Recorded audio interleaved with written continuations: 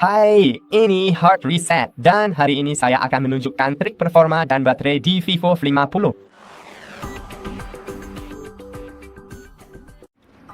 Jadi, pertama-tama kita akan menonaktifkan aplikasi yang tidak diperlukan. Masuk ke pengaturan, lalu cari aplikasi. Ini dia. Jadi, misalnya saya tidak mau di mana saya? Oh ya, lihat semua aplikasi. Saya tidak punya aplikasi apapun di ponsel saya. Astaga. Tapi saya tidak menggunakan tema misalnya. Jadi kita bisa menonaktifkannya. Tapi aplikasi ini tidak bisa saya nonaktifkan. Saya benar-benar tidak bisa menonaktifkan aplikasi apapun di sini. Oke, YouTube. Nonaktifkan aplikasi. Jika kamu tidak menggunakannya, cukup nonaktifkan saja. Hal berikutnya adalah memperbarui semua aplikasi yang sering kamu gunakan. Misalnya YouTube. Ya, saya baru saja menonaktifkannya dan sekarang saya ingin memperbarui, tapi perbarui saja. Ini akan memastikan beberapa baterai.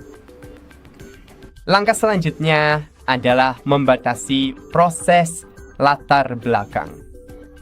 Buka pengaturan, lalu kembali, lalu baterai dan aplikasi latar belakang.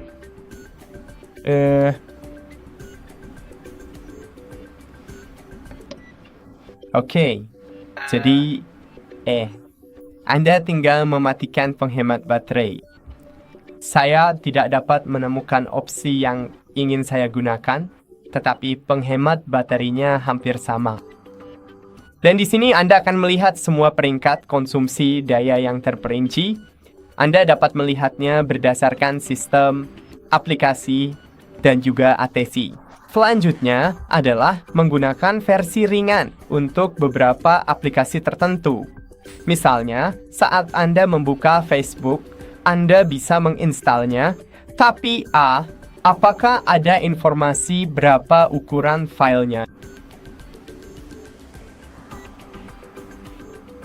Saya rasa tidak ada, tapi ukurannya cukup besar.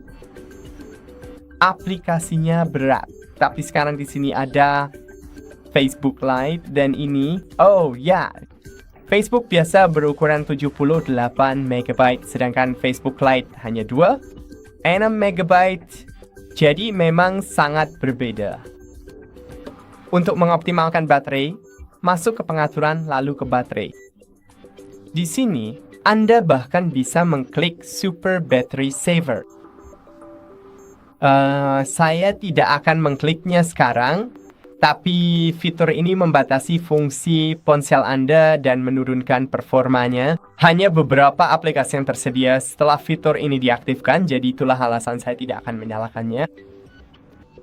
Di sini Anda bisa mengaktifkan optimasi tidur siaga, mengidentifikasi jam tidur pengguna untuk membekukan aplikasi yang tidak digunakan, dan membatasi perpindahan jaringan yang sering untuk mengurangi konsumsi daya sistem.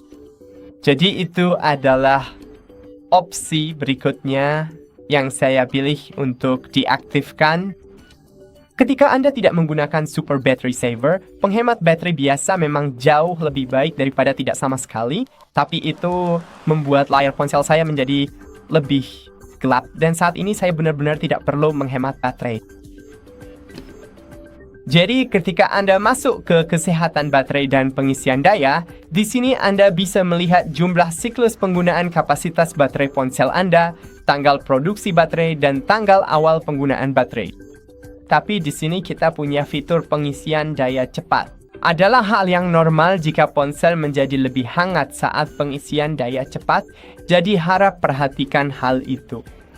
Dan seperti yang bisa kita baca, ketika dinonaktifkan, kecepatan pengisian daya akan disesuaikan secara cerdas ketika suhu ponsel tinggi. Jadi kurang lebih seperti itu. Saya hanya bisa merekomendasikan jika Anda tidak sedang menggunakan koneksi Wi-Fi, matikan saja. Jika Anda tidak sedang menggunakan Bluetooth, matikan juga. Jika Anda sudah selesai menggunakan fitur hotspot pribadi, matikan juga. Dan apakah kita punya opsi pengaturan yang lebih lanjut di sini untuk kita punya Ya, super battery saver Oh, yang sangat berguna dan efisien di sini. Oh ya, kita juga punya pengaturan tingkat kecerahan otomatis, tapi saya tidak bisa mengaktifkannya karena Anda tidak akan bisa melihat apa-apa. Tapi saya sangat merekomendasikan tingkat kecerahan otomatis. Itu saja untuk video kali ini. Jangan lupa untuk meninggalkan sebuah like dan sampai jumpa lagi di video berikutnya.